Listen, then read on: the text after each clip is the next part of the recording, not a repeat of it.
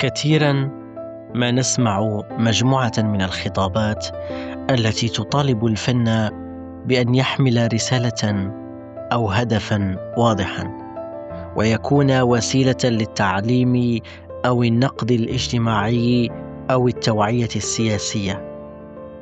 لكنني أطرح سؤالا بسيطا: هل من الضروري حقا أن يكون الفن هادفا؟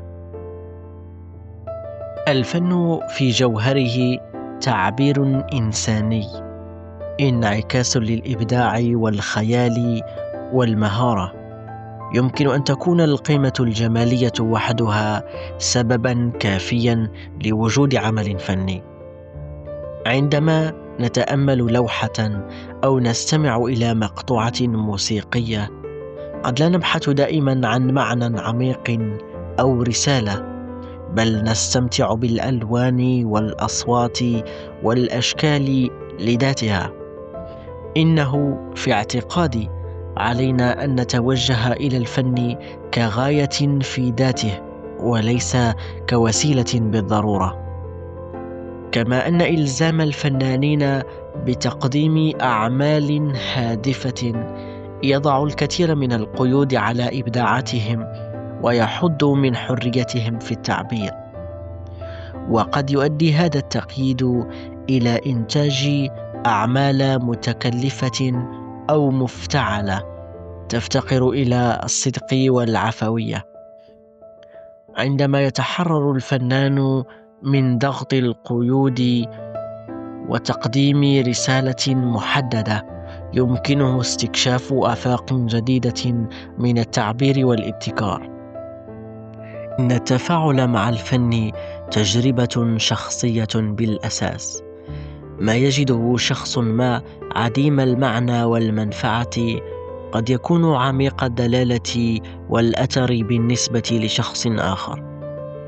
فرض فكرة أن الفن يجب أن يكون هادفا بالضرورة يتجاهل الطبيعة الذاتية للتجربة الجمالية، ويفترض وجود معايير موضوعية للقيمة الفنية.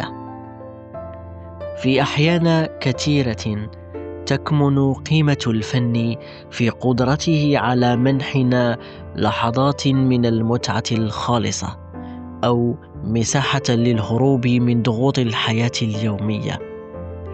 السينما، الترفيه، الموسيقى، الرواية، هذه أشياء ليست أقل قيمة لمجرد أنها لا تسعى إلى تغيير العالم أو طرح قضايا عميقة وفلسفية.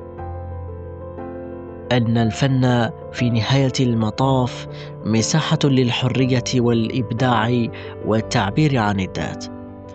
فرض شرط الهدف على كل عمل فني يحد من هذه الحرية ويختزل الفن إلى مجرد وسيلة بدلا من أن يكون غاية في حد ذاته. دعونا نتقبل أن الفن يمكن أن يكون جميلا ومؤثرا ومهما حتى لو لم يكن يحمل رسالة واضحة أو هدفا محددا. الجمال لذاته، التعبير لذاته، الإبداع لذاته، كلها أسباب كافية لوجود الفن دون الحاجة إلى تبريرات أخرى. ربما تكمن عظمة الفن الحقيقية في قدرته على التحرر من القيود بما فيها قيد الهدف نفسه.